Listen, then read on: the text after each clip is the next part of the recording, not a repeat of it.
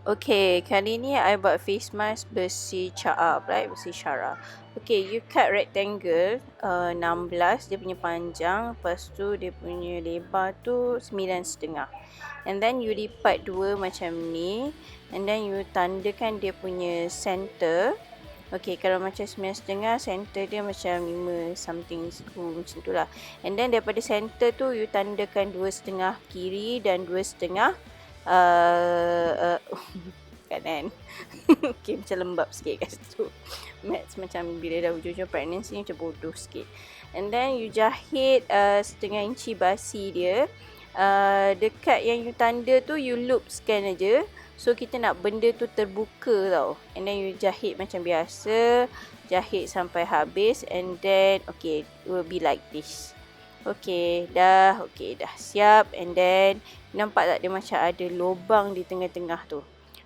Ini kegunaan dia untuk slitkan slitkan filter ke tisu ke apa benda lah korang nak slit. And then korang iron macam biasa, iron yang tengah-tengah tu dengan iron. And then, okay, kita iron macam biasa, make sure dia macam terbuka macam tu. So iron kemas-kemas semua. And then okay, iron lagi dan lagi. And then kita jadi macam tu, dia terbuka. Okay, lepas tu kita tandakan kiri dan kanan dia setengah inci. Okay, background tu adalah anak Agua dengan gelak-gelak. Yes, sayang. Mommy. Yep. Okay, lepas tu kita tanda. Ya Allah, kita tandakan ya. Kita tandakan kat situ. Okay, kita tandakan setengah inci. And then dekat tepi tu kita tandakan 2 inci, 2 inci, 2 inci. You nampak tak I tanda kat mana? 2 inci, 2 inci. Every edge of the kain tu lah. Dekat situ. Alright. Okay, dah tanda 2 inci kita gariskan. Kita nak dapatkan bentuk hexagon. I don't know hexagon kot. I lupa lah hexagon. 1, 2, 3. Hexagon kot. Okay, kita nak dapat macam tu. And then kita ikut line putih tu. Jahit saja. Jahitkan dekat line putih tu yang kita dah tanda setengah-setengah tu. Okay, kita jahit je macam biasa. Okay, jahit sampai habis semua. Okay, jahitlah ikut line putih tu semua kan. Okay, I dekatkan lagi bagi korang nampak. Actually, I punya camera positions ni is not very well lah. Tapi I memang tak ada bird eye view. So, korang redor je lah So, jahit lagi sebelah. Bagi habis semuanya. This one I macam cepatkan sikit lah kan. Korang pun macam tak suka nak dengar banyak. And then cut cut tu betul-betul dekat tepi jahitan tu. Cut macam tu. So kita akan dapat satu bentuk hexagon yang baru.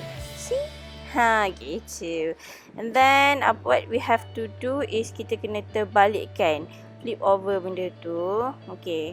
So kita gunakan hujung gunting untuk dapatkan dia punya ketajaman dia tu. Tengok dia macam ada poket tisu pun ada juga kan.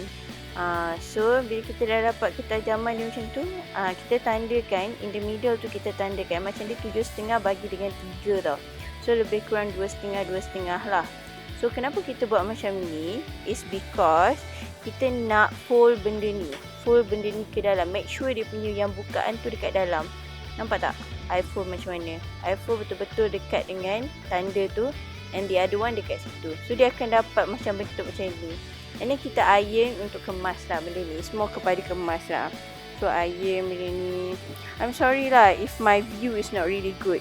And kita jahit on the edge of the apa yang kita dah gosok tadi tu. Jahit. So I lajukan sikit sebab kita nak jahit tu betul-betul on the edge of the lipatan tu. Alright. And then, okay, bila kita dah jahit, dia akan jadi macam tu. Gitu. Alright. Okay, this one is quite tricky a bit. I don't know how to show because benda ni memang quite tricky lah. I pun macam susah nak explain. First, kita tandakan setengah inci dekat situ. Nampak tak setengah inci? And then, after we tanda dia setengah inci, kita macam fold tau. Yang hujung tu fold dekat dengan setengah inci tu. Make sure dia garis lurus. This one is macam tak nampak sangat. Kita fold dia macam buat origami lah sebenarnya. Fold benda tu macam tu. And then bila dia dah fold macam tu, kita letak pin. Pin ni just nak secure je. Sebab masa kita jahit nanti macam senang lah kan. Tak payahlah kita nak macam pegang-pegang dia. So bila dah siap tu, dia akan jadi macam ni. Korang boleh imagine tak? It was like origami lah. I boleh cakap benda tu origami lah. And you do the other side. And then you finish lah the other side kan. I kena cakap lagi ke lah. On the other side ni. I tak sure lah.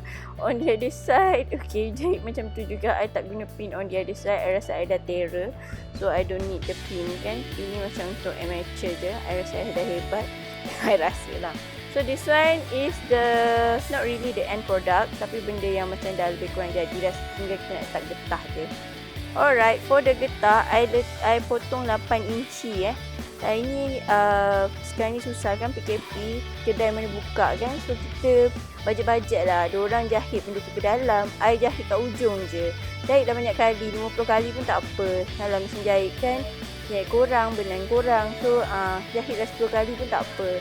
Jahit banyak-banyak kali supaya dia betul-betul secure kat situ. Benda ni I rasa semua orang terror kot. So I tak payah nak explain banyak-banyak lah. So here we go. Boleh letak filter, tisu, semua apa benda lah kau nak letak kat dalam tu. Alright, bye.